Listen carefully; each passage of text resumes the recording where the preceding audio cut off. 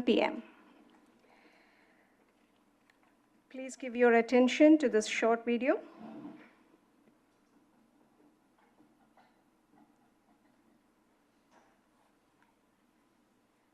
This meeting will be conducted as a Zoom webinar to allow for public participation and comments. The Contra Costa Transportation Authority does not condone hate speech in any form. We continually strive to make life better for all members of our community and create an atmosphere where everyone feels a sense of safety and belonging. We ask that anyone who wishes to speak does so with civility, respect, and kindness for others. Public speakers will have up to 3 minutes to speak. The chair will call upon public speakers at the appropriate time. Each public speaker is requested to state their name and organization, but providing such information is voluntary. Public speakers who wish to speak in person should submit a public speaker card to the clerk. Public speakers participating by Zoom who are wishing to speak should use the raise hand feature or dial *9 if participating via phone.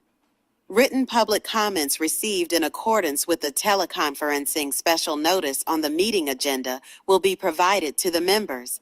If authors of any written correspondence would like to speak during the meeting, they should raise their hand or submit a public speaker card. Thank you for participating in a meeting of the Contra Costa Transportation Authority. Thank you. Erica, please conduct roll call. Member Armijo. Member Chen. Here.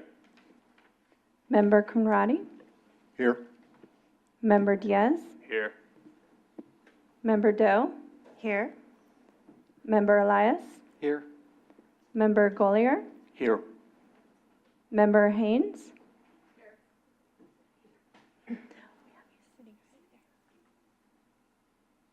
Member Levine. Member Nelson. Member Ortiz. Member Panganiban. Member Redmond. Here. Member Sengchlern. Here. Member Smith. Here. Member Stamps. Here. Member Alt Valeros. Here. Member Weeks. Member Wirtz. Here. Vice Chair Greenblatt. Here. And Chair Pillai. Here. We have a quorum. Thank you, Erica. So we have 2 new members to our committee right now, and I would like to welcome both of them. This is member Gina Haynes from City of Pittsburgh, representing Transplant, and Billy Lee Sangachalan from Oakley, representing Transplant. So I would like to invite both of them to say a few words to introduce yourself. Thank you. Yes, I'm Gina Haynes. I'm the Assistant Director of Public Works over engineering for the City of Pittsburgh, and I'm happy to be a part of this. Thank you. Good afternoon, everyone. Billy Lee, Sanctuary with the City of Oakley. I am the new Public Works Director, City Engineer for Oakley. Looking forward to be part of this committee. Thank you. Thank you, Billy Lee. Thank you, Gina. So the first item on the agenda is public comment.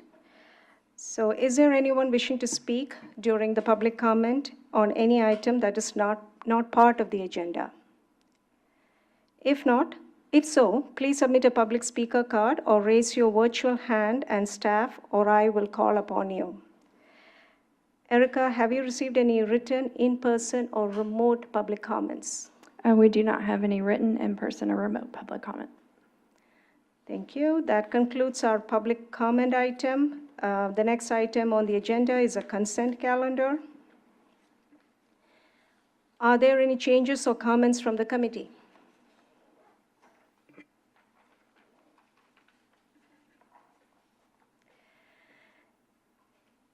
Hearing none, everyone. If anyone from the public would like to speak, please submit a public speaker card or raise your virtual hand, and staff or I will call upon you. Erica, have you received any written, in-person, or remote public comments? We have not received any written, in-person, or remote public comments. Thank you. So do I have a motion? So moved. A second? I'll second. Great.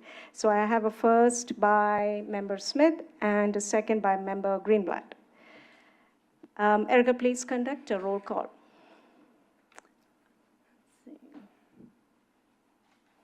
Member Chen, Aye.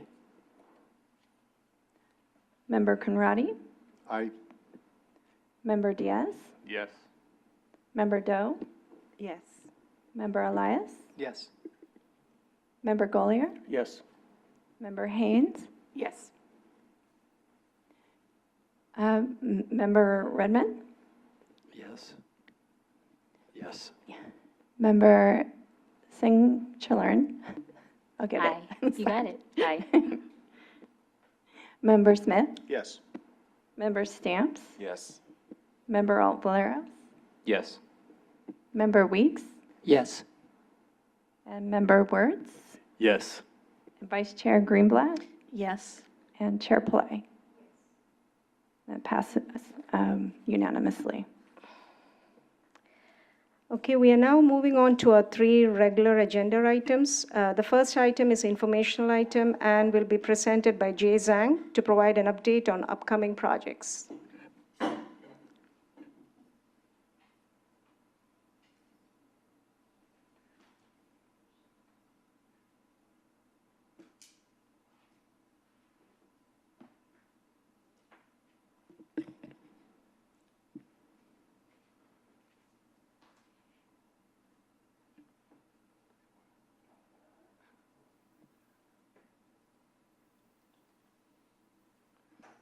Thank you, Chair Pillay.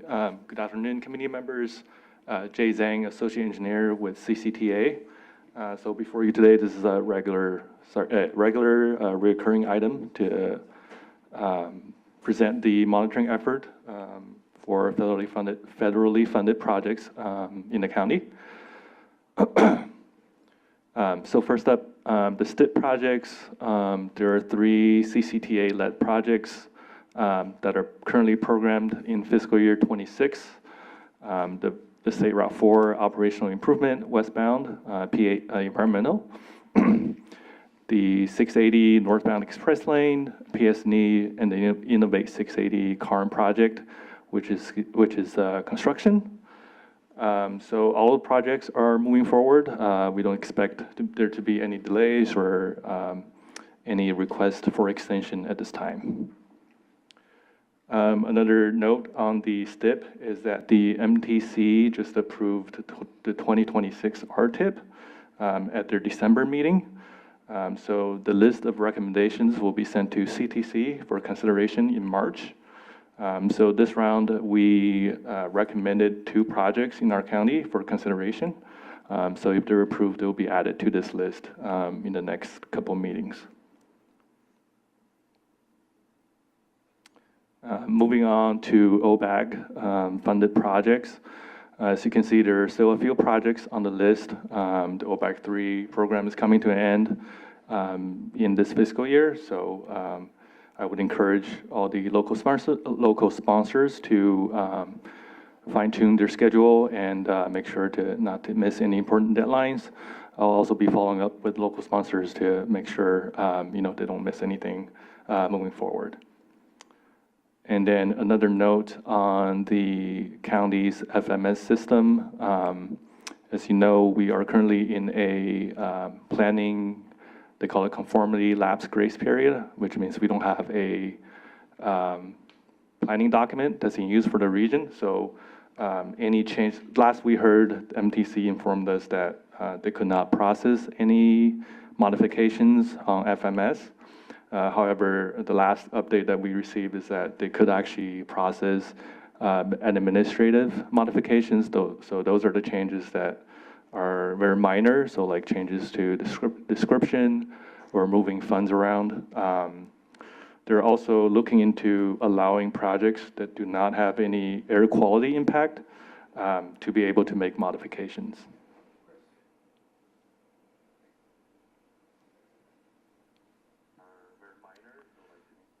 Next, we have active transportation program projects. As you can see, the June 2026 deadlines are coming up for a few projects. Some of them are allocation deadlines, and some are completion deadlines. So we're still about 6-7 months away, but these actions may sometime require MTC or CTC concurrence, and they require sponsors to submit agenda items quite early. So I want to just remind everyone to make sure that they don't miss the deadlines, the CTC meeting deadlines.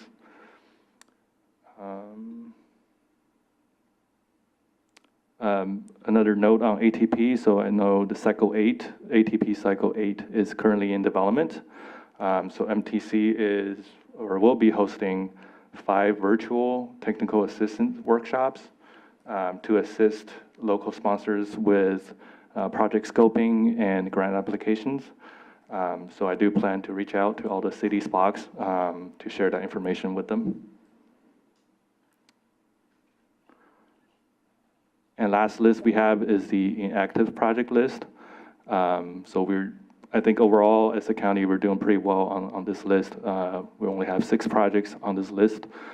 So I appreciate everyone's effort in submitting their reimbursement requests.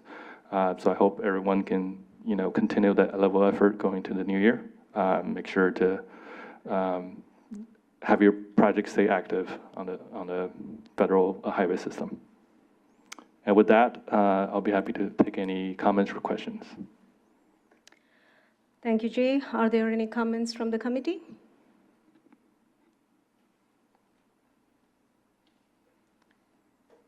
Hearing none.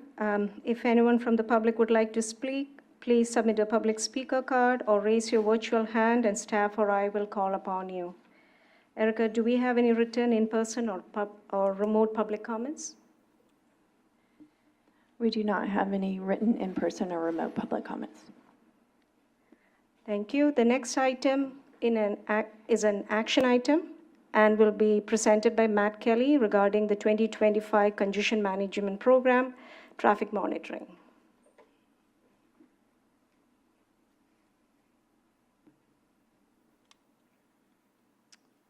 Let's see, you can see my screen. There we go. Good afternoon, TCC members. Matt Kelly, Director of Planning for the Authority, here to present our draft CMP Congestion Monitoring Program level of service monitoring results. Level of service, everybody's favorite metric. So just to remind you, or if you're here for this is your first time since, you haven't been here since 2023, I'll remind you what the CMP is and why we are collecting this data. So back in 1990, the state decided that urban counties in California should be doing more to actively manage congestion, among other things. So Prop 111 was passed. All counties with a population of 50,000 or more had an agency designated as the congestion management agency for that county. CCTA already existed at the time under Measure C, and so we were designated that role. And I've mentioned this to you guys before when talking about the CMP, but back then the growth management program had been introduced under Measure C. The state was looking for a way to better align land use and transportation and the decisions, land use decisions made by local agencies and how that impacted the transportation system.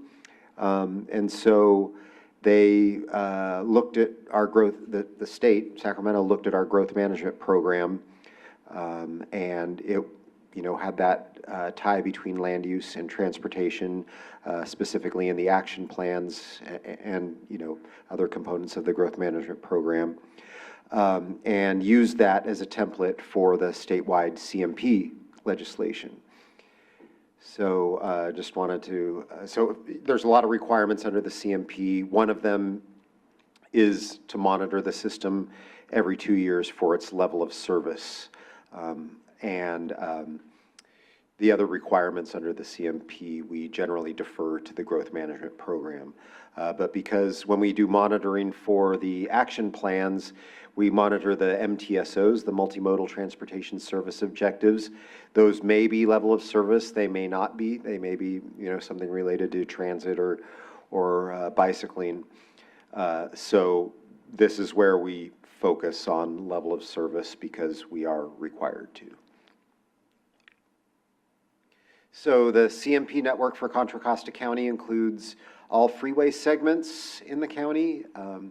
It also includes an arterial network, and that network is a subset of those action plan routes of regional significance, but not the entire network. I'll note that there are no portions of the network other than the freeways in the southwest region. So these 65 intersections that we monitor on the CMP network, none of those are located in Southwest. They're located in the other 3 subregions.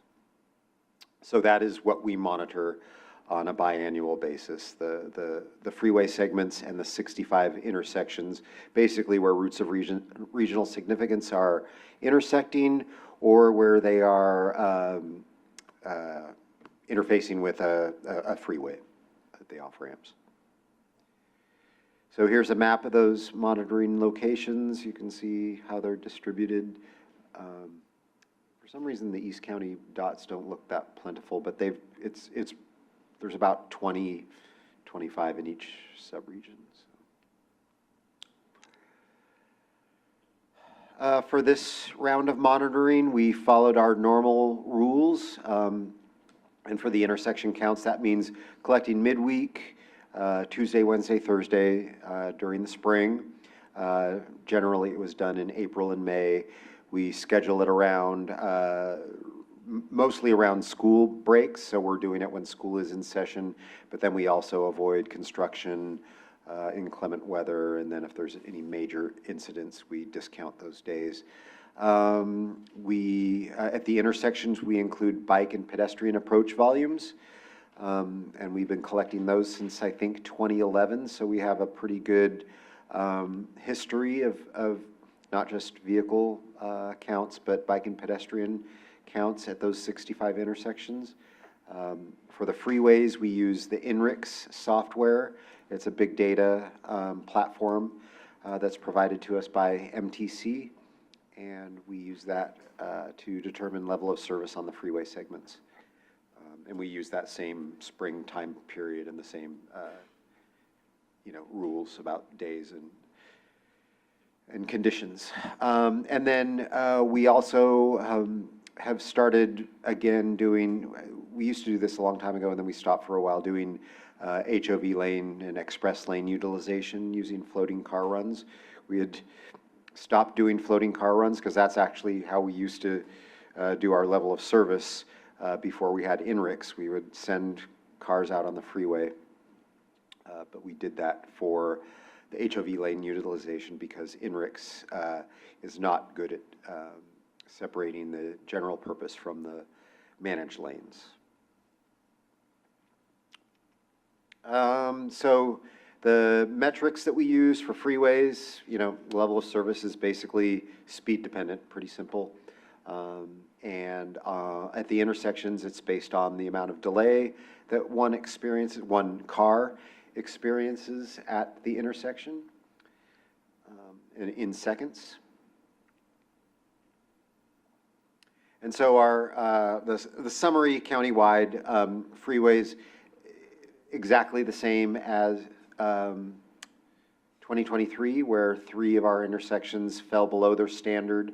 We established these standards back in 1991, several of them, several locations, both freeways and intersections, have a level of service standard of F. So, it's a low bar, but there are some that have D or E and that, dropped below those. But all of our intersections, the 65 intersections, were at or above their level of service standard in the AM and PM peak hours. They still may be F, but that is their standard. I know this is really hard to see. That's why I want to direct you to our online data portal, though we haven't updated it with the 2025 data, but generally it is the same as 2023, where our kind of failing segments in the AM are 580 over the, approaching the Richmond-San Rafael Bridge, Highway 4, and I think that's it. Sorry, I don't have those in front of me. And then sorry, it's those segments, and then those are the segments that are at level of service F. In the PM, it's 80 in the eastbound, 24 in the eastbound, 242 in the northbound, and 680 in the northbound, and everyone's favorite, Highway 4 in the eastbound. No surprises here. If I'm surprising anybody, please let me know. This is not rocket science, but it is required. The good thing that we're doing is we are monitoring it. We can track where the major congestion is, where the bottlenecks are, and work on projects to address it. We can also kind of go back historically and see where things are changing, and see if any of our projects have had any impact over the years. But yeah, generally this is not a surprise. And here's looking at that history. What I gleaned from this is that, looking back pre-pandemic, the 2019 year, basically there is a lot less traffic. The shoulder, sorry, this isn't the shoulder, just the amount of, let's say, level of service F and E has reduced, and there's more level of service A and B, and it's changed slightly since 2023, but not really at the E and F side of things. But you can really see the difference, from 2019 through 2021 to 2023, where everything kind of really came back, and same pattern, AM and PM. We looked at as part of that HOV lane monitoring, we looked at travel times between the managed lane, whether it's an express or HOV, and the general purpose lane. So for each of our corridors that have a managed lane, there really are some benefits. So on Highway 4, 10 minutes of benefit in the AM, 8 minutes on southbound 680 in the morning, 7 minutes on I-80 in the afternoon going east. So yeah, I'd say each of our managed lane segments really are kind of doing what they're supposed to do, is provide that advantage to folks who are hopefully carpooling and as well as transit that's using those lanes. And it'll be interesting to see what this looks like in our next monitoring, because as you know, a couple months ago, the state changed the rules on who can use those HOV lanes and express lanes for free because of the clean air stickers. So we'll see if that has any effect. I think that just anecdotally, I don't know if there's been a lot of change over the last couple months, probably because there hasn't been a lot of enforcement, but we'll see what happens. So looking at those intersections, most intersections are in the CD range. You know, we've got a few that are F, but for the most, and, you know, they're on certain corridors. Generally right over here, the Treat and Ignacio have a lot of those level of service Fs. That's kind of where they're concentrated. And same in the PM. That same corridor tends to be congested. And it tends to take a lot of time to get through some of those intersections, especially the intersections with the larger cross streets, you know, Oak Grove, Cowell, things like that going up the hill. So probably no surprise to Aaron or Matt where these locations are. So looking at history, you know, similar trends we're seeing. Well, we're back pretty close to where we were pre-pandemic, and you know, generally the same amount of level of service. D and E, and maybe a little less on the Fs. It looks like we should be about the same as 2023. I'll have to check that. But yeah, so all 65, you know, remain pretty much the same from the last monitoring period.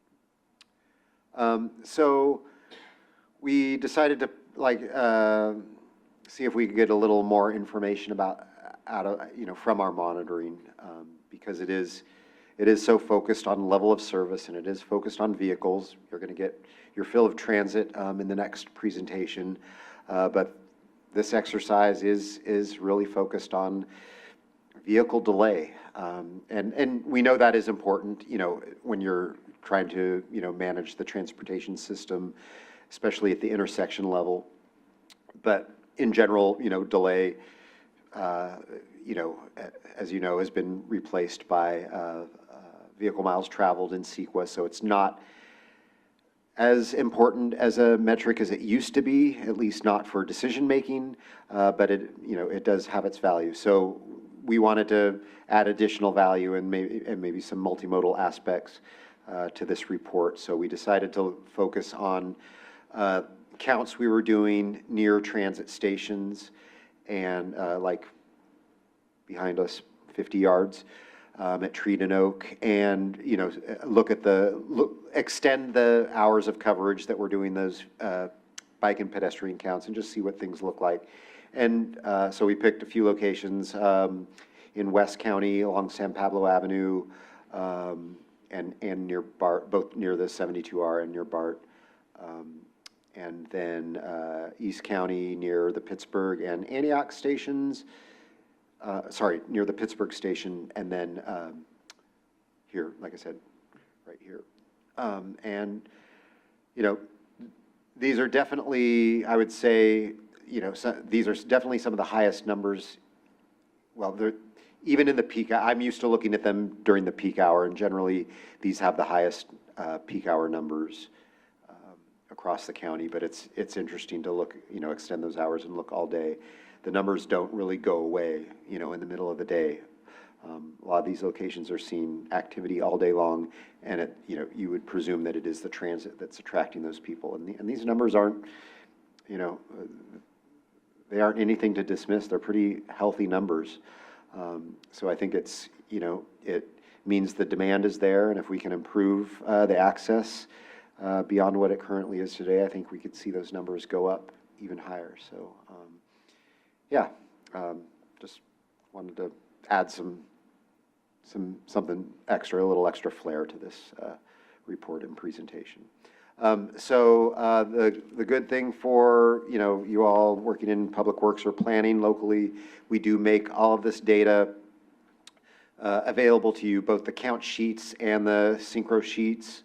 So if you need to do a traffic study in that area, and you need 2025 data or 2023 data, it's don't hire your own counter, use our data.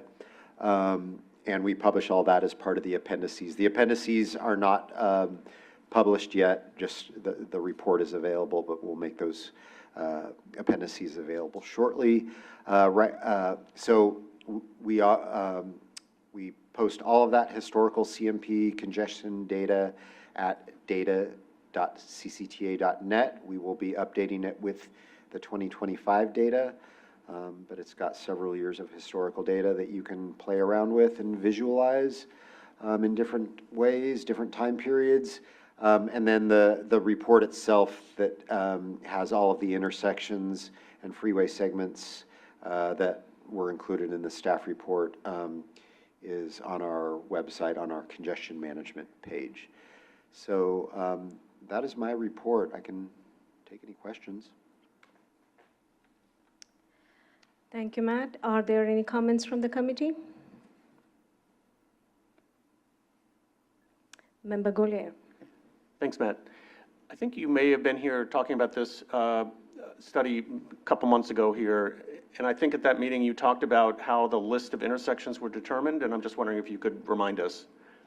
So a couple months ago, I was here for the congestion management program itself, which is kind of a bigger document, and this is like one component of that. But yeah, so the intersections, so, oh yeah, I remember there was a question about, I think, why Southwest didn't have locations. So back in 1991, when we had to create this network, this CMP network, we went to the RTPCs, and it became a collaborative conversation. It wasn't, all routes of regional significance shall be part of the CMP network. It was taken on a sub-region by sub-region basis, and as gray as my hair is, I was not at CCTA in 1991. So I don't know exactly what the conversations were, but what I presume is that so when you set a standard for a level of service standard for each location on the CMP network, you are somewhat beholden to maintaining that standard. So if you set a level of service standard of E and your intersection is dropping continuously to F, you have to, and I say continuously because we actually have to go out and recount it if something, multiple times if something does drop. You're required to prepare a deficiency plan, so there's some hooks there that I think some folks just weren't interested in being a part of for whatever reason. But that's the only reason I can think of. And we have really not had to prepare any deficiency plans yet in Contra Costa. And the primary reason for that is when we do have an exceedance of the level of service, one, we do those multiple counts to verify the exceedance. And then we are able to go back and do an exclusionary study where we're able to, under the CMP guidelines, we're able to exclude regional traffic. So you're not getting penalized for folks cutting through, your town, trying to avoid the freeway, and some other factors, including demographic, certain demographic populations that may be using the route. So because of that, we've never had to prepare a deficiency plan. So, but I'm sure at the time it was thought of, it was maybe not thought of as a desirable thing to have. All right. Member Edmund? I had a question on the HOV lanes that you called out versus the express lanes. I don't know exactly on those freeways if there's a difference, but it seems like the numbers would be significantly different if you had a toll lane versus just like a general HOV that hasn't been converted to an express lane yet. Do you know if that's possible to break out for those segments and if those exist on those facilities? So you're saying that the number of users on an express lane would be different than the number of users on an HOV lane because it's free? Well, yeah, but I was specifically referring to the table where you showed the difference in travel time. Yeah. Yeah, and so would that travel time be different if the facility is HOT versus HOV? Generally, I would say no. Basically, all managed lanes are generally kind of designed to operate at about 35 miles an hour. Mm-hmm. And so I think you generally see the same rates of occupancy amongst them. Certainly, we have some locations where they don't meet, I think, 680 south of here generally operates at a much lower speed than 35, so it is not it's not operating optimally, and probably the rate needs to go up to get that up to that 35 miles an hour. But yeah, I mean, that's a good question, but I think generally they tend to have about the same travel time. Well, it's just on the segments, like on the 80, are they all express lanes? Or are they typical So the only HOV? express lanes right now are on 680. It's on 680, yeah, then your table is correct, was the HOV with what you displayed, basically. Yeah. Okay, I thought there was some express lanes out there that were just kind of being lumped into that HOV. Oh, yeah, no. Okay. And yeah, because we tried to, on 680, that's why we broke out the segments, Okay. sorry. No problem, great, thanks. Yes. Member Ellis? Just one comment on the intersections. So it looks like you're still using HCM 6 for most of them, and then there were quite a few HCM 2000. So those are at least one edition ago versus 4 edition ago. So when we get to 2027, I would encourage switching to at least HCM 7. How do those compare to 2010? Sorry, I'm not an HCM expert. I mean, there's just been a lot of changes between the different networks, between 2010. I imagine using 2000 because Synchro doesn't run the newer versions of HCM very well, which is a Synchro problem, not an HCM issue. And then just even the other ones that you were using HCM 6, HCM 7's been out since 22, so it's not the most current edition. Okay, yeah, we can revisit that. I think for this round, we're stuck. This Yeah. round you're good. It's not going to make that much of a difference, to be honest, but just for the next round, just use the most recent one. Yeah, I know we went through an exercise after HCM 10 came out, but I don't think we've gone through that exercise again. Thanks. Member Weeks? I just wanted to add to Matt's answer to Member Goyer's question. It is a question lost to the mists of time, so I totally agree with that. But one point I like to raise is that the traffics program that operates in this area, in SWAT, basically has done its own level of service analysis every few years. And there was, I was just looking at the dates now, 2006, 2011, 2016, and we just did one recently. And so if you need that data, we have that. Those target intersections were set up back when traffic was set up. So there might be an opportunity for us when we're looking at the new measure or other things to retarget specific intersections that SWAT members think need to be targeted. But that's a little piece you can use to supplement the understanding of the whole area. And I don't know exactly why that decision was made back then. If I find the smoking document, I'll make sure to share it with you. But as SWAT administrator, I just wanted to add that there is data there, and if someone needs it, it's through the level of service analysis for traffics. Thanks. Thank you. Any other questions? Yes, Member Smith. Thank you. Thank you, Matt. Appreciate this. This is interesting stuff. Can you go to slide 9, please? That's the freeway PM peak.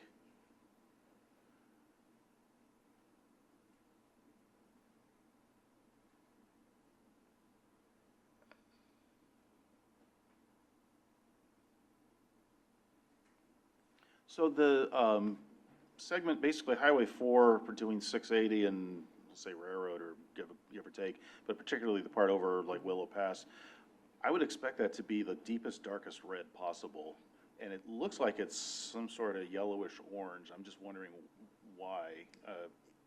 Yeah, I'm really not pleased with this line work here. Trying to look at it now. I would, as someone who drove that on Tuesday evening, I won't tell you how long it took me to get to Oakley from El Cerrito, but Or what you said. I would call that an F. Okay. And I'm pretty sure that's, I'd have to go back to the report, but I'm pretty sure that's what it is. But if it's not, we can certainly recheck the data. Okay, thanks. If that's not F, I don't know. Yeah, it what just F kind of is. jumped out at me, that's all. Thank you. Member Greenblatt?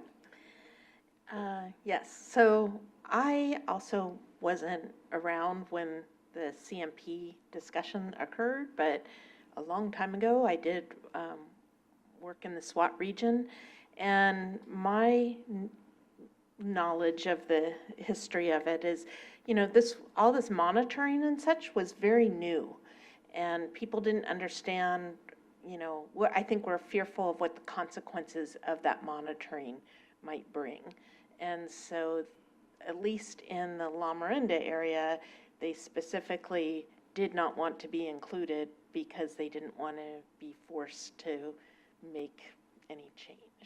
So, just to bring light to that. But anyway, I too thought that it was an interesting report, and I really like those charts where, I didn't get the page number, but where you're showing the LOS bars across time. And I was wondering, I don't remember when EV vehicles were allowed to start using the HOV lanes, but if in that bar chart span, if that was an addition, that would be a good asterisk, I think, to add to show when that occurred, because we'd see the differences in HOV utilization there. And I guess going forward in 2027, you'll need the asterisk to point that out too. And then on tables 1 and 2, I just would like to make a slight change to the formatting of them, because I think we could make it much easier for the reader to identify where there's an issue. And if we just flagged, or, you know, put into bold, or somehow could flag the few intersections and roadway segments that are out of compliance, I think it, you know, there's less anxiety for some of us as we read through the report and wondering if we're missing something if we skipped over it. So I might have removed the shading, but the report came to me with everything highlighted, the deficiency ones highlighted. I think I removed that. So yeah, the report should have that, but I'll check on that. Okay. And then just want to make sure that the almond roca is circulating, because I don't want to bring it home.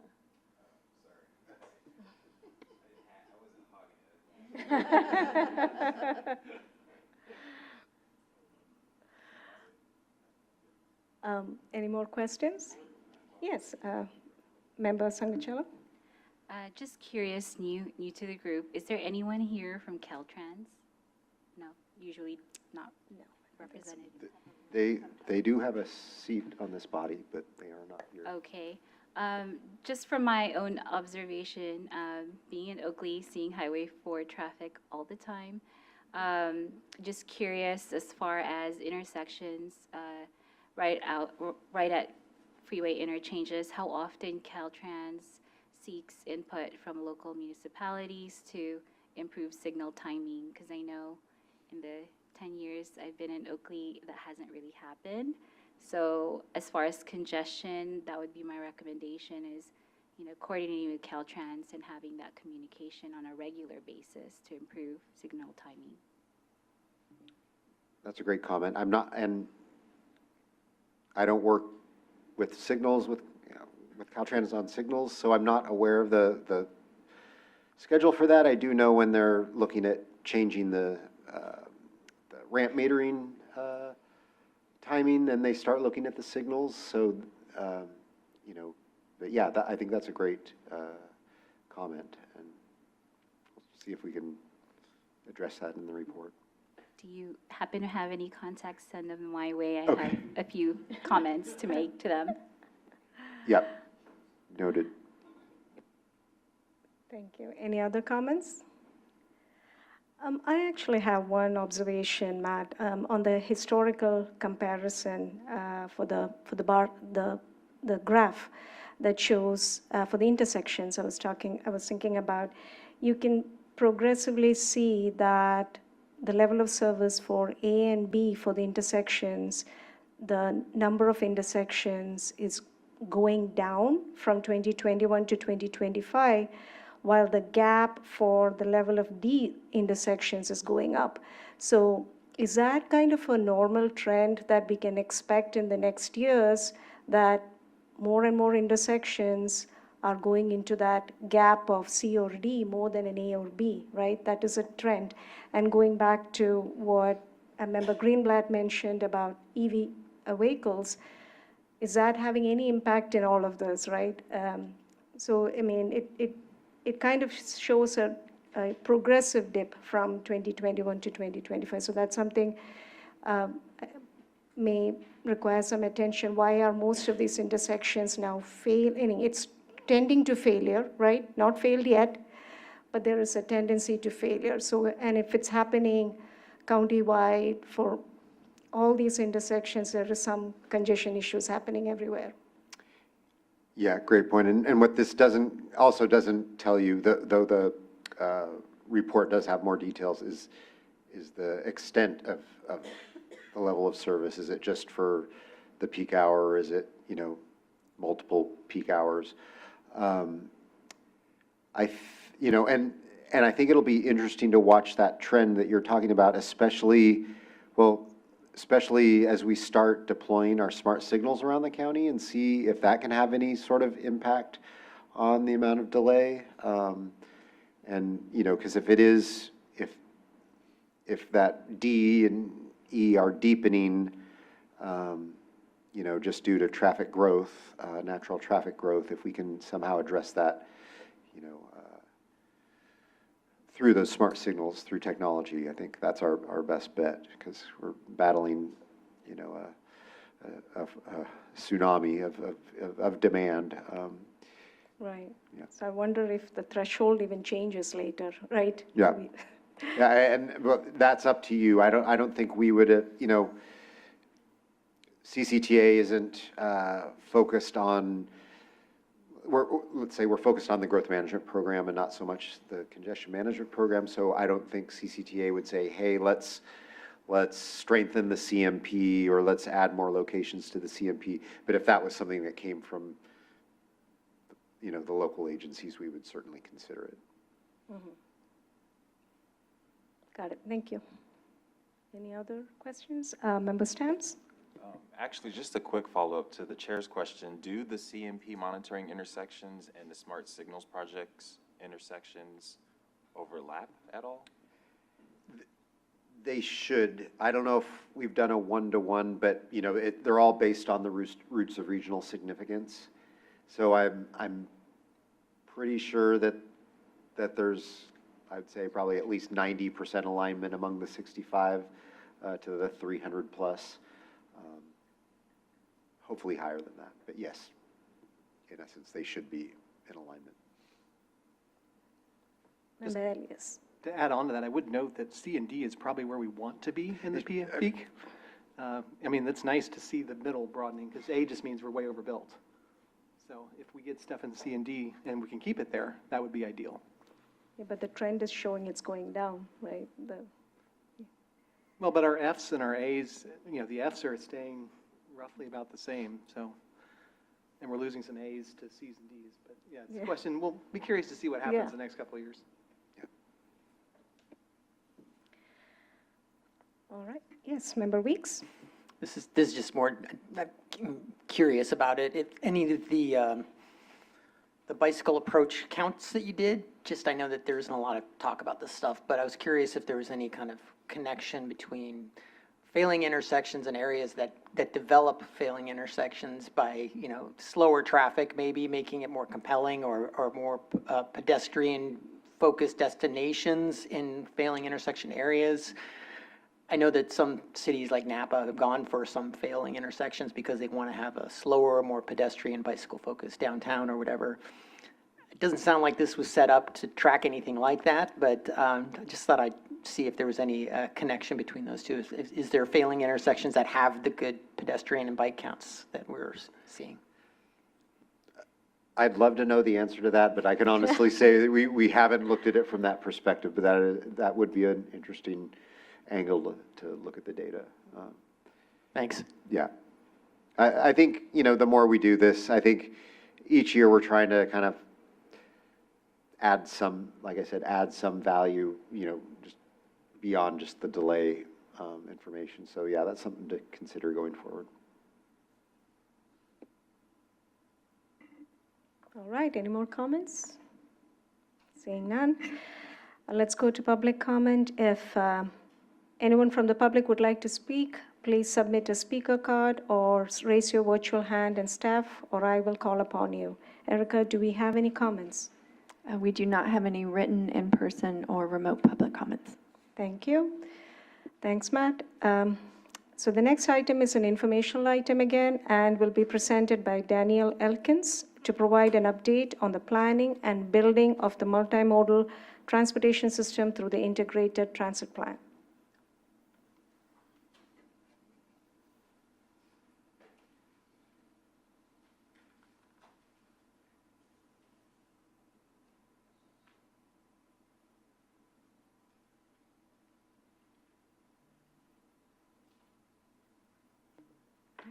Good afternoon, committee. Danielle Elkins, Deputy Executive Director for Planning, Programs, and Policy.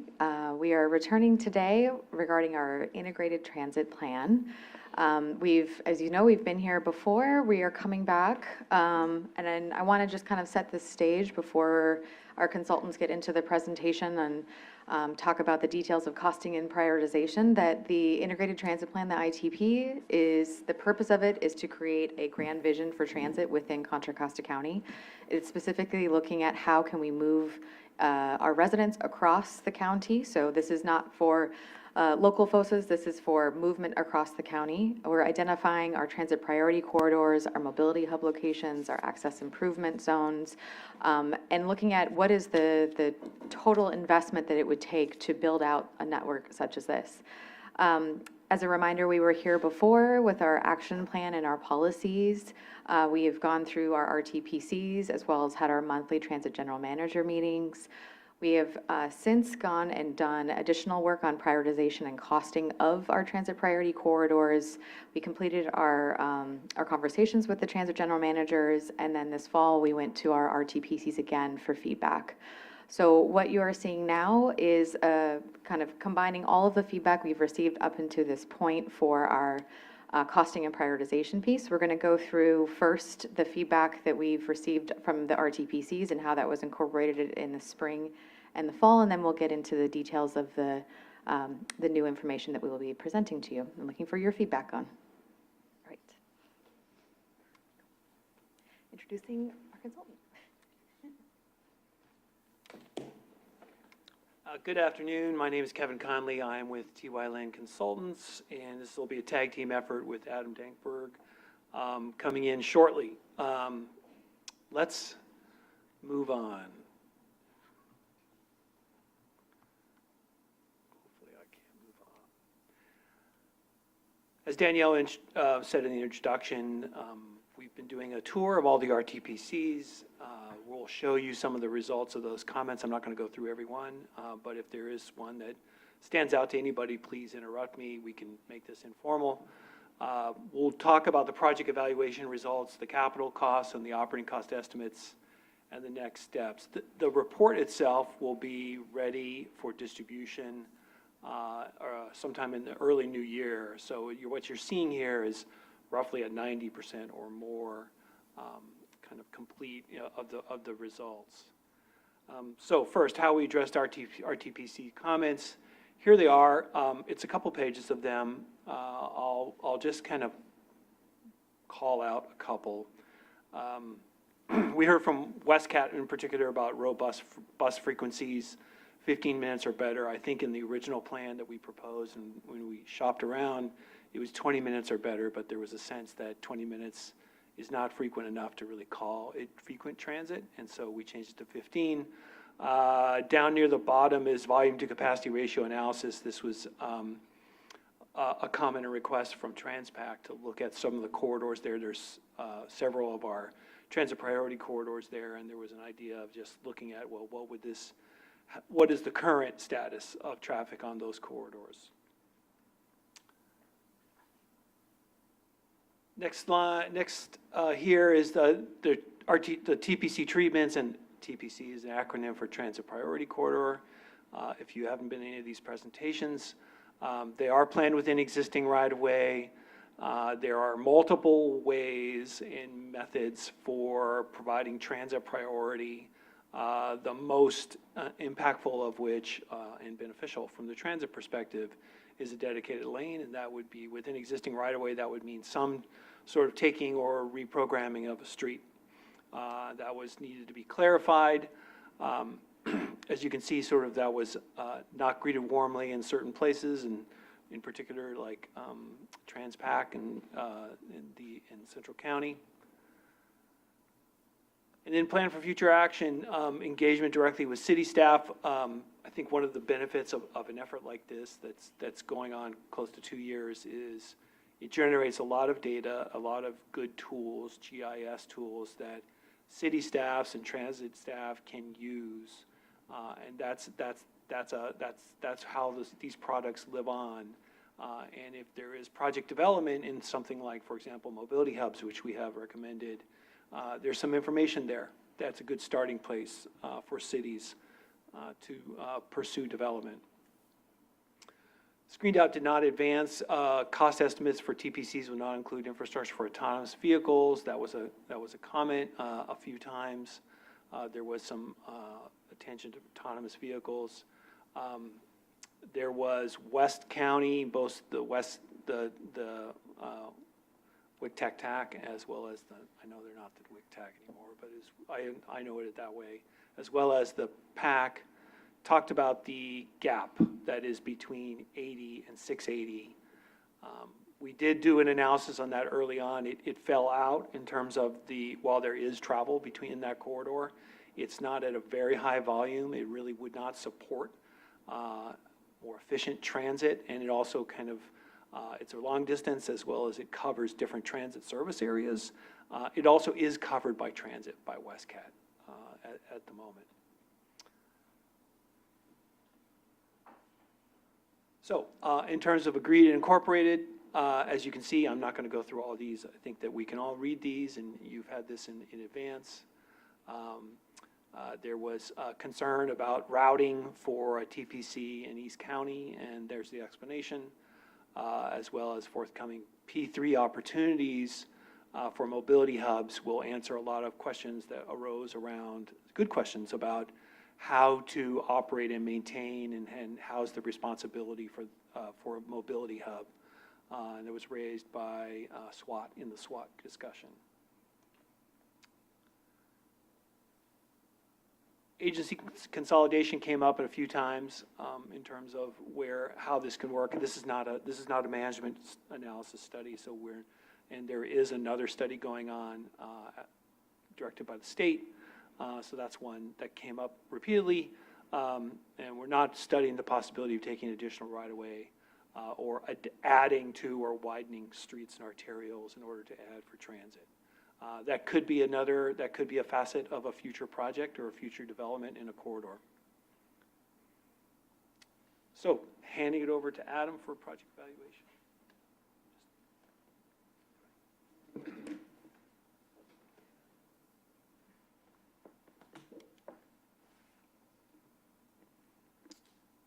All right. Good afternoon. Adam Dankberg with Kimley Horn. I'll be covering some of the evaluation summary. This information was presented to the RTPCs over the last few months, but covering here for this group. This slide just shows all the existing bus routes in the image area, and it's probably most notable in juxtaposition with this slide, which shows the existing frequent service that occurs in this area. So you can see there's very few frequent bus routes in this area, and actually the routes that are shown are in some cases because of overlay of multiple routes that are themselves not meeting that criteria. Then layering on top of that, we have identified the transit priority corridors that were identified and evaluated as part of this study. There are 9 TPCs that are shown here. There are additional routes and corridors that have been identified for frequent bus service. And so those are shown in on the darker color, or the purple color. So you can see in combination, this would result in a pretty significant expansion of transit service and frequent transit service throughout the county. One of the key aspects of transit priority corridors is that they provide transit priority, of course. And so we identified where there are opportunities for transit priority treatments that could include dedicated transit lanes or part-time transit lanes or new express lanes. And so we do want to emphasize the term candidate for TPC improvement. These are areas where we have identified that there would be a benefit to transit and to encouraging folks to use transit with transit priority treatments, but not that these have been approved or even analyzed or designed in full detail. So these are the areas where that benefit would exist. And so we assumed that transit priority treatments would be provided in those areas as noted here when proceeding with the evaluation that I'll be covering. So the evaluation process, we developed a range of evaluation criteria in coordination with the transit operators, and those were shared with the RTPCs as well. We then proceeded with the evaluation. You'll see the evaluation scores here are on this blue color ramp. Everything was scored on this 5-point scale corresponding to the darkness or shade of the blue. And so we did that scoring. We'll present the summary totals here. And we have gone out and presented this information to the RTPCs as well as this group here. And so this information will feed into the CTP. There is no sort of drawing the line of what gets included or not included as part of the ITP process. That would be further developed in a transportation expenditure plan. But so there's no line of products above the line or in, products below or out, but rather we have fed all the information that we have developed into the CTP. These are the evaluation criteria. There are 10 criteria. They all test different things, but there is some grouping that does allow for some weighting. There is no other weighting that goes into this criteria, but just sort of by the nature of these criteria, there is some inherent weighting. So for example, there are 2 criteria associated with ridership potential, one focused on the overall travel market potential and the other in existing transit trips. There's a couple around travel time benefits that relate to both operational efficiency as well as the benefit to the user, and then a couple related to regional priorities, whether it be from MTC or previous plans and policies. There are a couple other criteria, one on equity related to equity priority communities, and then another on economic development related to priority development areas. There are 2 criteria, the ones in the upper left that are just network-wide, where what if you implemented this entire suite of improvements and what effect that would have, and that's where I'll start here. So this first one is the change in access to high-frequency transit. So this is basically the population that would be within the access shed of high-frequency transit with the implementation of the TPCs in the high-frequency bus network. And so we looked at it for the county as a whole, and then on the next slide, we'll have the breakdown by the sub-areas. But basically what this found is if you look at the existing population, there would be an increase of over 300,000 people who would be within walking distance of high-frequency transit with this full set of improvements, and over 130,000 more jobs that would be located within a half-mile transit. So you can see those percentages, that's relative to current conditions. So you can see more than a quarter additional folks would be able to get access to high-frequency transit. And we also looked at 2050 projections, and you can see those numbers get a little higher. Again, basically in the future, more folks would be able to access high-frequency transit as growth occurs in the county. We did a breakdown by sub-region, and those results are shown here on the screen.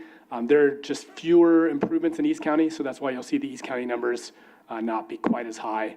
But both West County and Central County have a number of TPCs and high-frequency transit routes. And so that's why you'll see pretty consistent growth of generally a third or higher increase in the percent of population that has access to high-frequency transit with this suite of improvements. The second one was not just in terms of who has access, but really what the value of transit is in providing an alternative mode of basically how many folks can get to, or how many jobs can people get to within 45 minutes by transit. And so this is basically a threshold of what is the economic mobility opportunity by doing this set of improvements and really providing opportunity for people to access their jobs via transit. And so we looked at, we broke the entire county up into these hextiles, which is a similar tool to what we use in the existing conditions assessment, and then really analyze for each hextile what is the effect on access to jobs. And so the darker colors, the darker blobs that you see there is where there's a much larger increase in number of jobs that are accessible within 45 minutes. And looking across the county as a whole, there would be 78% more jobs, or nearly double the number of jobs accessible within 45 minutes as exists today with these improvements. And this does take into account all the transit in the region. This is not just the TPCs, but this is thinking about the access enhancements to BART and to Amtrak Capital Corridor that the TPCs would offer. And then the breakdown at the subregion level. So this, again, East County just really has a limited number of improvements, so that's why the numbers are a little lower, but you can see the massive growth in Central County is really, there are, transit is not particularly fast in Central County today, and so providing these transit priority treatments would really increase the accessibility of jobs for that area. And we did group Central County all together in part because there are TPCs that cross some of the RTPC boundaries, and so it was easier to keep those together. So this is the rest of our criteria. We talked about it in a little more detail at the RTPC level, but this is the other 8, which each of the TPCs was evaluated on. Again, the darker blue color means a higher score on that 5-point scale. There are 2 that were binary, yes, no, and that's a relationship to regional priorities, and then the other 6 were a quantitative evaluation that resulted in a 1 to 5 score. And so if you look at the next slide, we sorted them. And so the highest scoring transit priority corridor is the San Pablo Avenue South corridor, which is from Contra Costa College down to the county line, followed by the Highway 4 corridor out to East County, and then the TPC 9, which is in generally the Richmond, San Pablo area. You can see, I think a couple of key takeaways is, San Pablo Avenue South really separated itself from the rest of them, and clearly was the number one kind of in alignment with the evaluation criteria. Otherwise, there was a lot of clustering, a lot of not as much separation. Some did really well in some category on economic development or equity, and then didn't do as strongly on the others, and so they kind of balanced themselves out in that respect. TPC 5, I guess, was less positive on Treat and Clayton, but otherwise there's a lot of clustering there in terms of their ultimate scoring. We did a similar evaluation for the mobility hubs and the access improvement zones. There weren't quite as many criteria that directly related to those types of improvements, but for those that did, we evaluated them. There was 39 hubs. The top ones are Contra Costa College, which rated very well, and Richmond Amtrak BART, which also rated very well. And you can see all the scoring here. We do note where there's alignment with MTC's rankings that they've done region-wide, as well as where there has been some funding received, but not full funding, but funding for a portion of the improvements at some of these locations. This displays that on a map, and you can see there is pretty good geographic distribution across the county. It wasn't like all the high-rated ones are in one spot or anything like that, but you can see pretty good geographic distribution with some of the ones rating very highly in different portions of the county. This shows the access improvement zones. So the access improvement zones are walking and biking and microtransit improvements around the mobility hubs and the TPCs. And so for these, the ones that rated the highest are North Richmond, El Cerrillo del Norte, and Pittsburgh. So again, some geographic variety there, especially with Concord coming in number 4. And so these, again, show the locations of the AIZs and their respective scoring. Okay, then the next step is on cost. And so we did a high-level cost estimate for each of the TPCs, mobility hubs, and access improvement zones. Won't go to all the details, but on the left you can see some of the assumptions that were assumed for each of the TPCs. Includes transit signal priority, in some cases, in some locations includes bus-only lanes, does include new buses, do want to emphasize that these costs are current year dollars. Obviously, they'll increase over time. But you can see the cost range. We do have a range, just given that these are very, very high level. And we haven't done any sort of detailed design or really any sort of design on any of these corridors.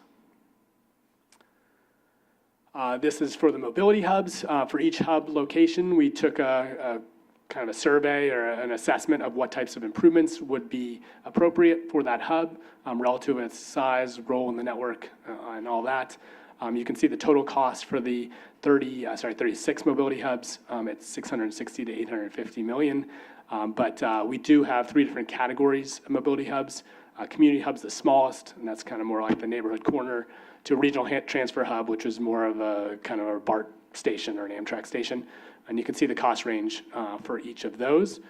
That variance just depends on what's there today, what improvements are needed at each one. And then the last one is on access improvement zones.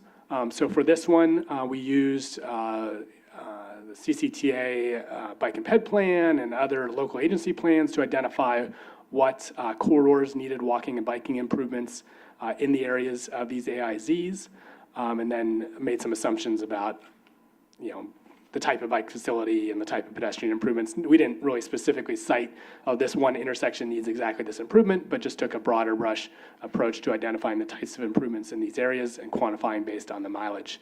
And you can see there, it sums up to a pretty large number in the lower left there in terms of the magnitude of improvements. Not surprising, there are a number of streets that need walking and biking improvements around the county, and there are a lot of miles, so when you add it up, it adds up to a large number. So if you add all these things up, the total cost for all these elements together is on the order of $6 billion for the walking, biking, mobility hub, and TPC improvements. And so this just kind of compares the respective costs of those. And then we had a breakdown by subregion, and as I noted earlier, a lot of the TPCs are in Central County, and that's why you see that larger number in Central County. That, I'll hand it back to Kevin. Thanks. In terms of operating costs, it's pretty straightforward. There's nothing programmatically assumed that would be new. It's the existing transit operators are covering their existing service areas. We used their last year of audited operating cost numbers, which was in 2023, according to the NTD, stands for National Transit Database. And we assume frequencies and stop spacing and service span, as you can see on the chart. And the result is 80% increase over today's operating expenses. And so that would be, obviously a significant increase. And you can see where and by which operator and which region it covers in terms of, and it pretty much breaks down along geography and population as well as the TPCs. Taken together, these are the two numbers, the operating cost on the right-hand side and the capital on the left. Oftentimes, these kind of studies do not do the operating expense, and it's seen as an afterthought, and so we put it forward, and we worked with the transit operators to really develop that expense, and they were all comfortable with it in terms of the estimate. Next steps, as we said, there's a CCTA board adoption. I don't know if there's a scheduled date for that yet.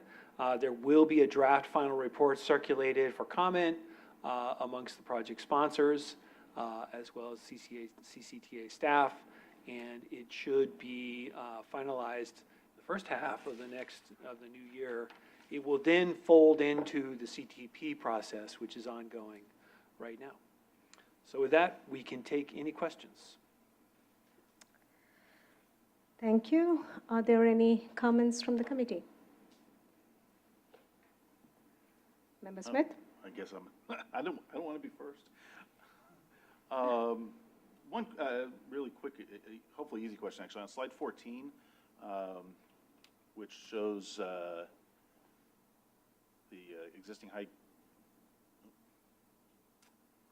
Sorry, what's that? I think if you just hit 1.4 and enter, in theory it'll take you there. No, it's the existing high-frequency service. Yeah, right there, thank you. What is high frequency, or frequent, I should say? Like, what kind of headways are we talking about here? Like, what's the threshold? Yeah, I was confirming that too, so let me just pull that up real quick, unless you know it off the top of your head. Let's see what. I would assume it's probably 15 minutes? but- Yeah, it's 15. Oh, okay. Yeah. I should have, I honestly, I don't remember if I provided comments on this before or not, and I should have. If I didn't, I apologize for that. We actually have some additional routes that are operating at 15-minute headways in Concord and Pleasant Hill, the routes 10 and 20, that are kind of a major backbone of our network, so it might be worth adding those in. I don't know if it has any impact on it. It's not just the frequency, it's also the span of service, so. Minimum 12-hour span. I think the 20 meets that at 15-minute headways, but I'm honestly not 100% sure, so maybe that was what filtered it out. Yeah, Anyway, that one's, kind of neither here nor there, to be, I mean, since we're looking forward, not back. On slide 63, and this is for the evaluating criteria. Doesn't do it.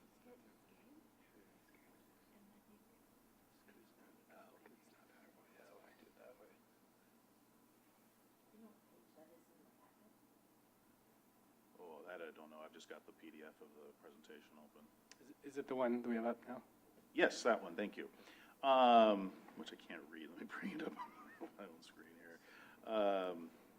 Okay, so for alignment with existing plans, this talks about a simple yes, no if a project is aligned with Transit 2050 plus, or it's on the Transit 2050 plus project list. And I would note that our TPCs, at least number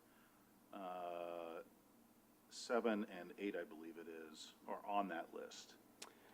So yeah, I know we've heard this comment before. So the reason we didn't include that is because they're on the list for additional operational service, but not for capital improvements. And so the TPCs are specifically defined as having transit priority, like physical capital transit priority treatments. And so while certainly recognize the operational enhancements, because they aren't slated for the capital improvements, that's why it wasn't noted here. So then the ITP is only going to provide, or the ITP only is planning for capital? No, funding and the improvements? definition of the TPC is that it has capital priority, transit priority, physical transit priority treatments.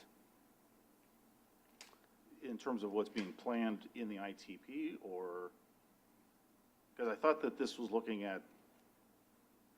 So there are frequent, the plan includes identification of additional bus frequent, like frequent bus network. But the TPC itself is basically defined as bus lanes or, improvements along those lines, capital enhancements.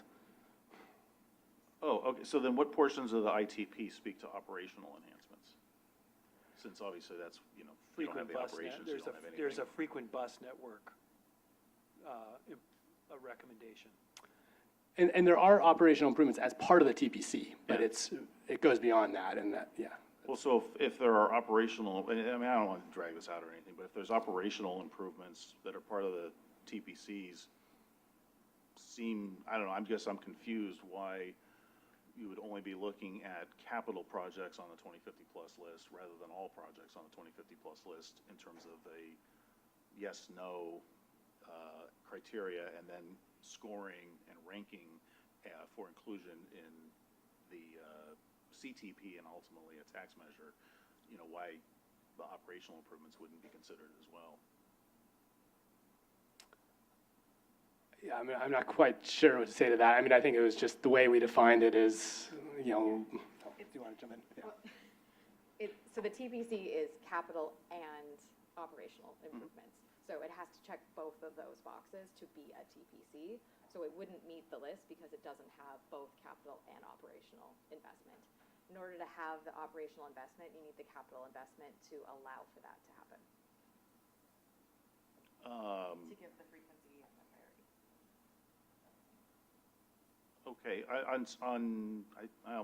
mean, that was just a threshold, that was just a criteria that was set up in the beginning of the study. okay. I mean, Yeah, I think mean, we if could run more frequent buses on the streets as they are, even without, fancy improvements, but anyway, okay. Well, those are frequent bus, there are frequent bus, recommendations for more frequent buses. But there won't be funding because it scores low and therefore is not on the list to be forwarded to the CTP and then included in the TEP. Well, no, so Well, there could be funding. I mean, if you're producing enough ridership, you can get the funding for it. Yeah, I mean, that's why it's in the frequent bus network. I mean, there is a place for enhanced operations. So then somewhere That's in the frequent, yeah, it's in the frequent bus network. It's not the TPCs, but it's the frequent bus. Gotcha. So somewhere in the ITP then, there is a highly ranked frequent bus program that includes a recommendation for funding that would be passed on through the CTP and then to the TEP for future tax measure. So the ITP isn't recommending funding, it's just evaluating everything. But it's ranking. I mean, one of these. It's scoring. Yeah, or scoring. And in one of Yeah. these slides, I remember there was some where it was, I think it was a flow chart where it Right. talked about, then passing on stuff to go to the CTP. But just to be clear, it's not ranking and scoring projects against each other. So in other words, it's not a mobility hub versus a TPC versus an AIZ versus a frequent bus network. It's within each family category. Okay. Right, so we could probably pull out the frequent bus network and see where those scored. I mean, we didn't rank or score the frequent bus improvements. So, I mean, the idea is all these improvements are passed along to the CTP. There is no ranking that would draw a line or anything. It's basically, we have 9 TPCs. Those are going to be identified in the CTP. Oh, okay. So of all the programs, I'll call them, within the ITP, the only one that's actually being scored are the TPCs. So we scored the TPCs and the mobility hubs and the AIZs. Yeah. Yeah, capital Okay. improvements. So, okay, so the capital projects are being scored, operational stuff, it's all just being pushed forward with no scoring, no listing?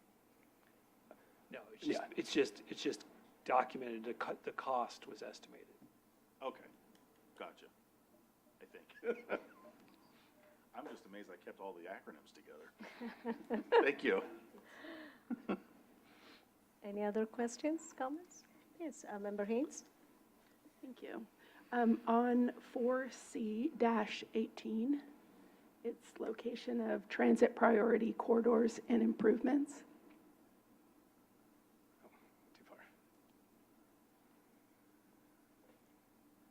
Yeah. Oh, this is one of the appendix,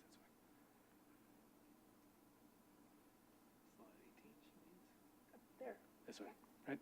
Yeah. So going over Railroad Avenue in Pittsburgh, I see that dashed line, existing TPC improvement. Is that a specific improvement that Pittsburgh has?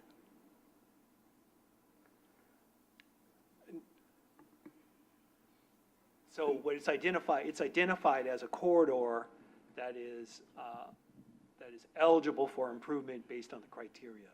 It's not prescriptive as to say, that's dedicated lanes, or those are queue jumps. It's high level, just saying, those meet the threshold criteria.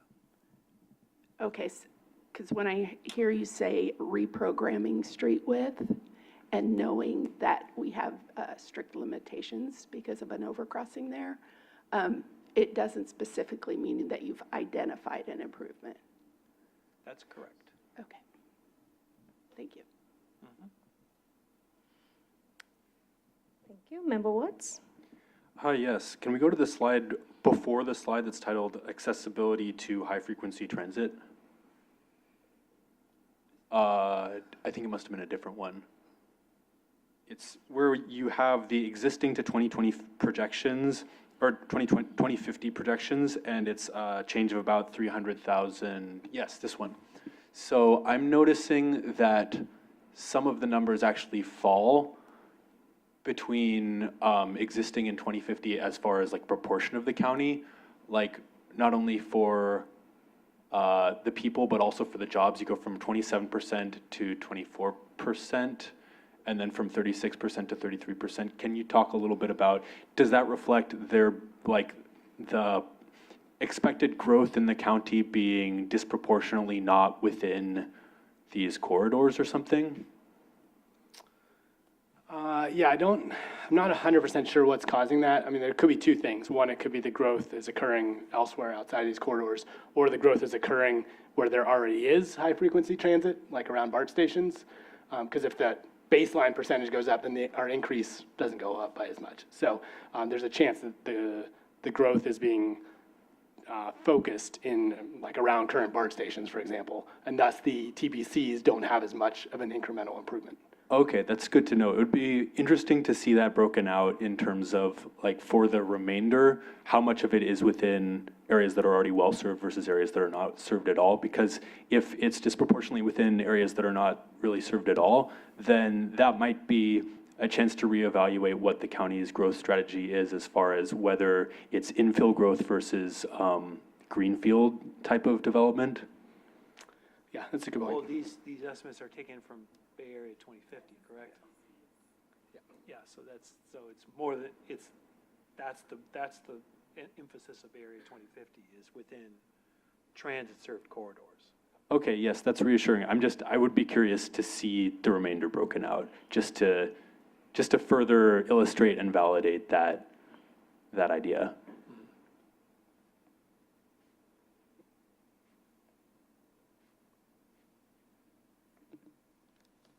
Anyone else? Member Greenblatt?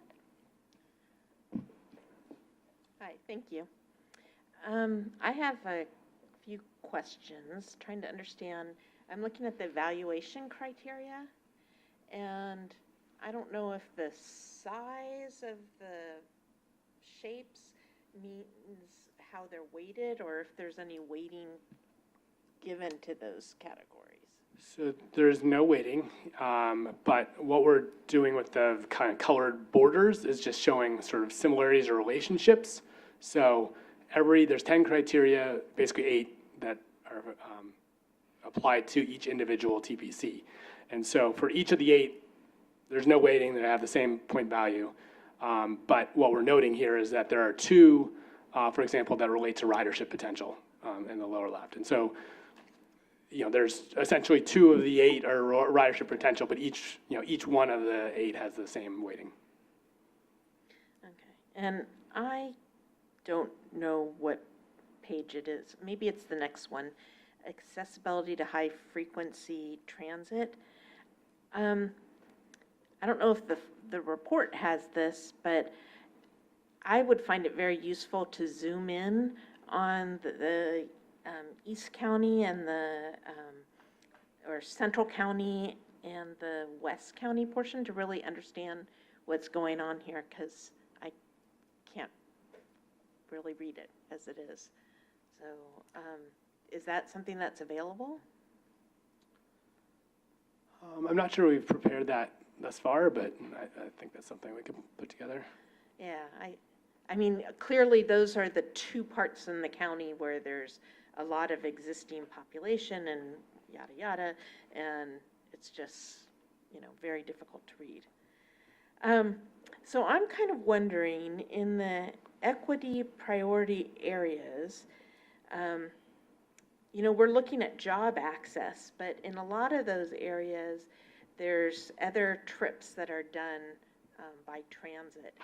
And I'm wondering how that gets considered when you're making these evaluations of potential routes and improvements. Yeah, and certainly we recognize that. So one of the criteria was market served. And so for that, we looked at all trips using big data to identify trip origin and trip destination for all trips, and then look to see how well that would be served by each of the TPCs. So here's an example from TPC 1 of showing basically the concentration of trips that could use TPC 1.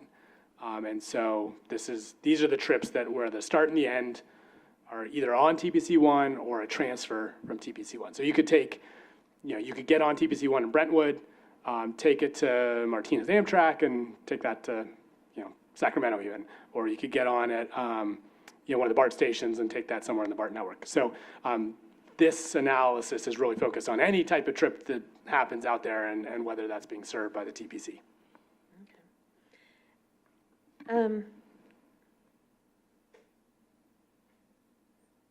So my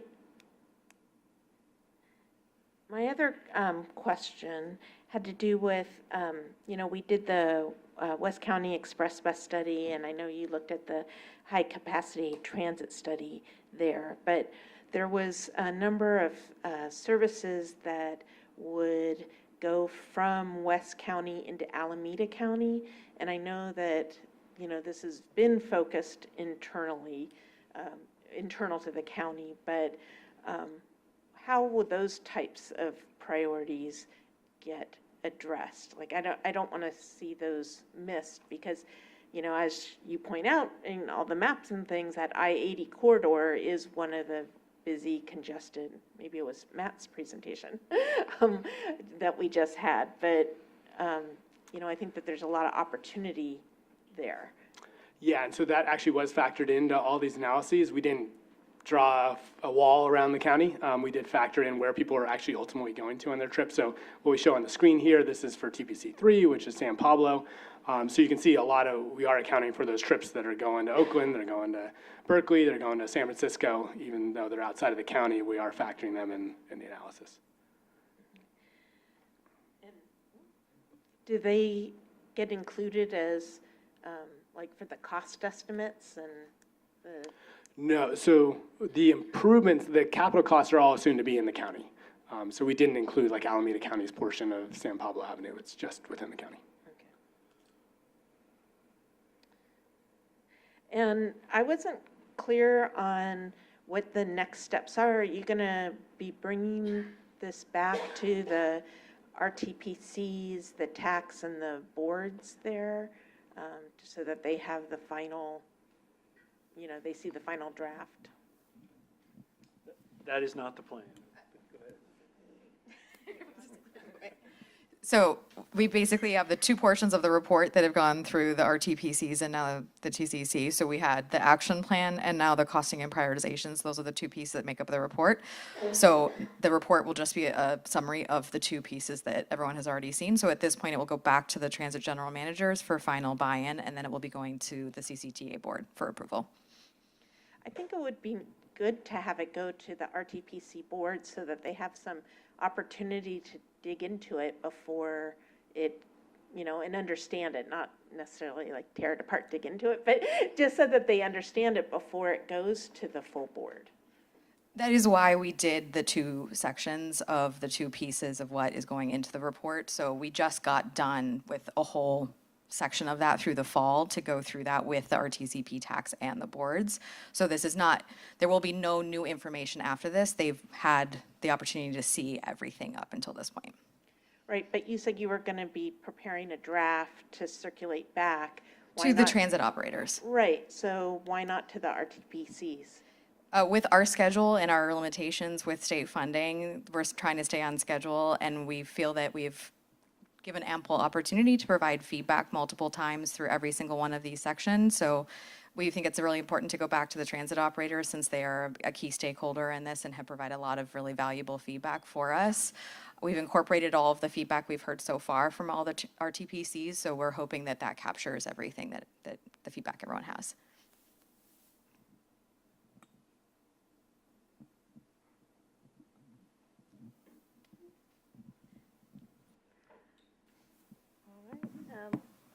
Any more questions?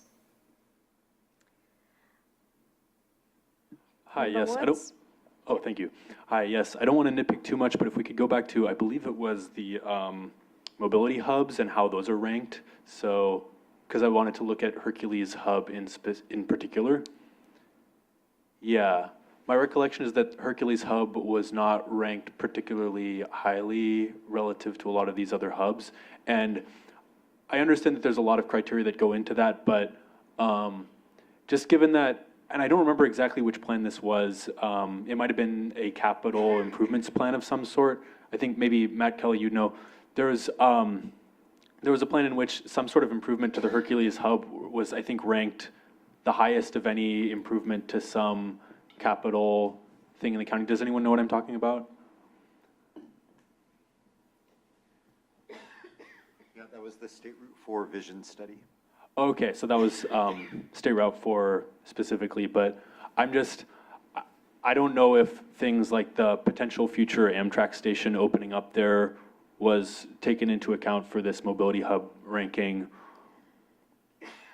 And that was just something I wanted to bring up.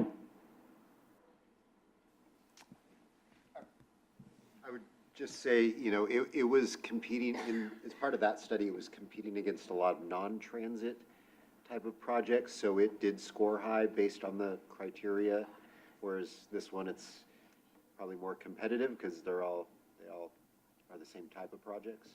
That totally makes sense. Thank you. Any more questions? Member Weeks.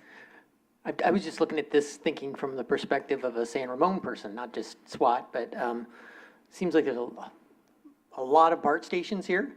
And I don't know, do you think it'd be worth looking at the ones that aren't BART stations and ranking those to see how they perform against each other? If there's, you know, interest in transit hubs that don't have a BART station. I know that there's sometimes BART envy by those cities, and might be nice to see that. I don't know if it's be useful to the plan.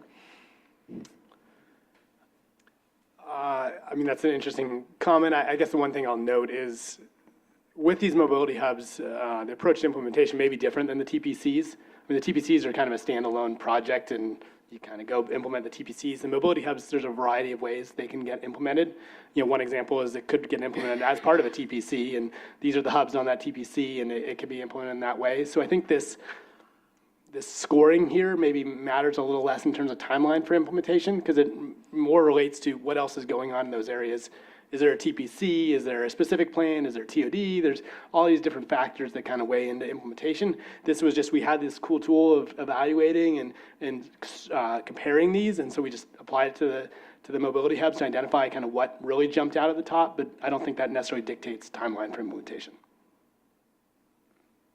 Okay, so it could just be pulled out as we see fit for see if it looks cool. We want to gaze upon a beautiful thing or something like that. Well, I mean, you know, obviously the San Ramon one in particular is being advanced now because it's part of the express bus on 680, right? So that's like a perfect example of, you know, it wasn't first on this list, but it is moving forward because it was able to get funding. It's part of this other project. And so I think that's a perfect example of how these mobility hubs likely will be implemented.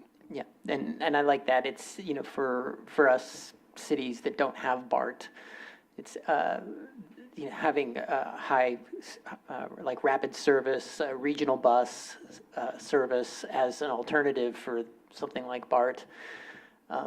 It's very important to our cities, so it'd be interesting to be able to see a path forward for those. I mean, I'm not concerned about San Ramon at this point. I've been very well supported by CCTA, and we're working forward on the project, so thank you for that. But I'm just curious if are there other places in the county that need some love related to the buses that don't have BART? So. Well, I mean, that's why I thought it was actually really interesting. Contra Costa College came to the top because there is no BART there. It's a transit center, not unlike San Ramon, but I mean, if you've been out there, it definitely needs some attention. And so, yeah, I thought that was interesting that came to the top of just really potential area to focus. And so that's where, you know, some of this may be, okay, TPC is going in or improvements are going in, let's do the mobility hub. And some, you know, maybe for something like that, maybe does require a one-off attention just because clearly the need's there. Right, yes. Okay, thank you.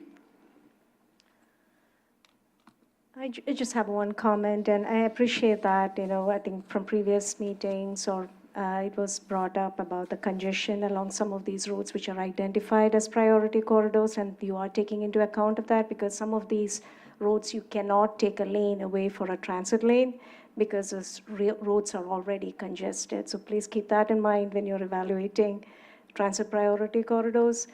And the other thing I wanted to mention is I see that some of these mobility hubs, the right-of-way costs are not included because it's an assumption is made that the mobility hubs are already owned by the city or there is no future, but it might not be the case because it's planned. Some of these locations are planned as a mobility center, right? So my question is, how do you know that that can become a reality if that property is not owned? Yeah, I mean, that requires maybe a level of focus or attention on each individual one that we aren't able to do as part of this study. For the mobility hubs, I think the idea is that they would be advanced as a sort of bucket allocation for mobility hub improvements around the county, and that there wouldn't be like a cap set on any one individual mobility hub. So as mobility hubs are selected to advance, a more detailed study and analysis would be needed to determine exactly the nature of improvements and the cost associated with those. We were just trying to get a general sense of if you were to build all these mobility hubs, what is that total impact collectively? And so that's why we just weren't able to get in that level of detail of how much would it cost to acquire this extra parcel or something like that. I mean, the vast majority of these are already publicly owned, but yeah, there probably are a couple exceptions in here that aren't.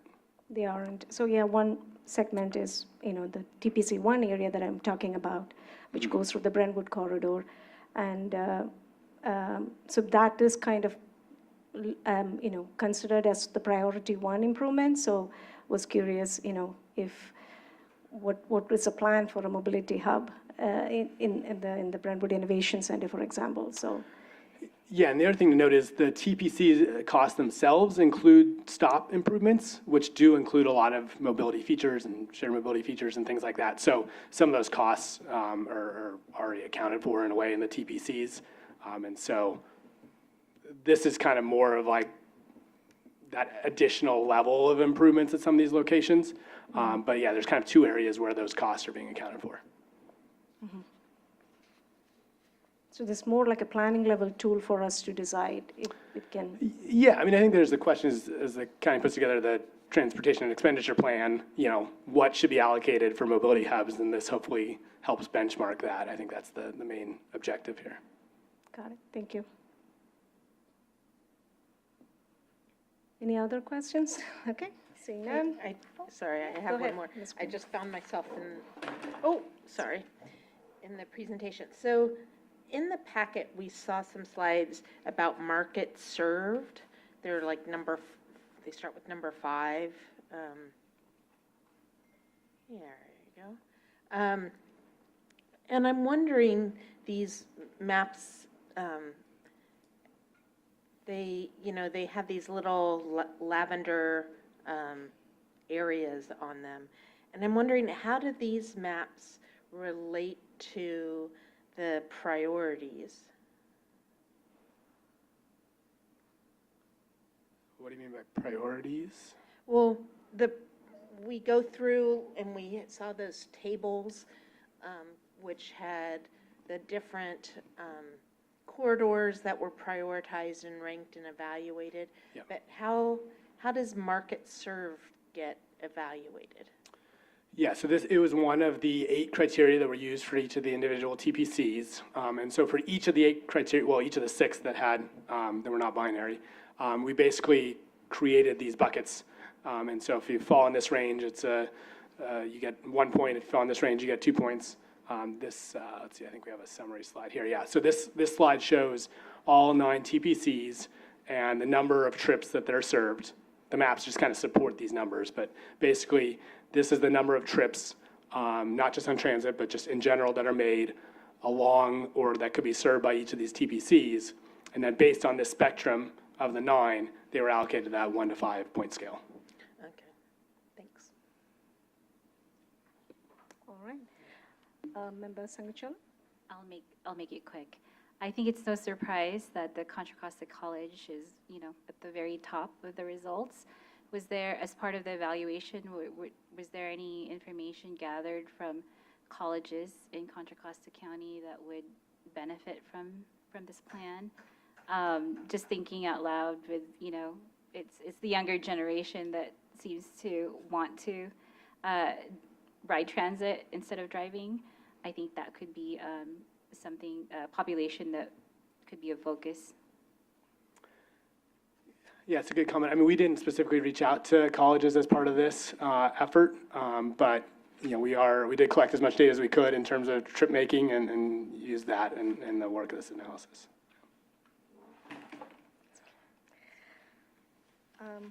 All right, any more questions, comments? Seeing none. All right, now going to the public comment. If anyone from the public would like to speak, please submit a public speaker card or raise your virtual hand, and staff or I will call upon you. Erica, do we have any written in-person or remote public comments? We do not have any written in-person or remote public comments. Thank you. So that concludes our regular agenda calendar. Is there any other business items to discuss? Seeing none, so that concludes our meeting. This meeting is adjourned at 4:17 p.m. Thank you.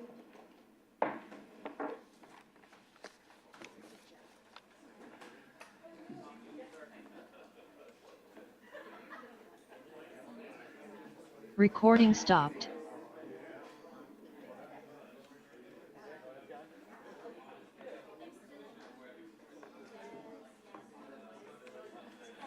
Holidays and going to Maui next week. What are you going to do? Maui. I'm going to Maui in Oh, Hawaii. Maui. Oh, Maui. In Hawaii. oh, Maui. Okay. That's my accent. And then I'm going to go to visit my mom in India in January. Okay. So a lot of travel. A lot of travel.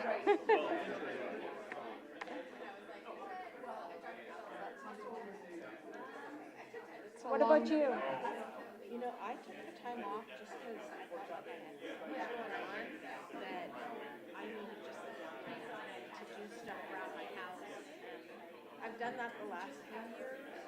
The old job they gave us, Christmas to New Year's, they closed the city off. Yeah, so many cities do that. Yeah. Yeah. And it was like so nice, like all those organizer projects that go around the back burner, so it's keep mom. I look forward to it. Yeah. That's the time to just relax and do, what you want to do. And it's kind of surprising, like I didn't have anything planned. I would ask how things are going in Brentwood, but I've been following. Oh, you've been following? What's going on?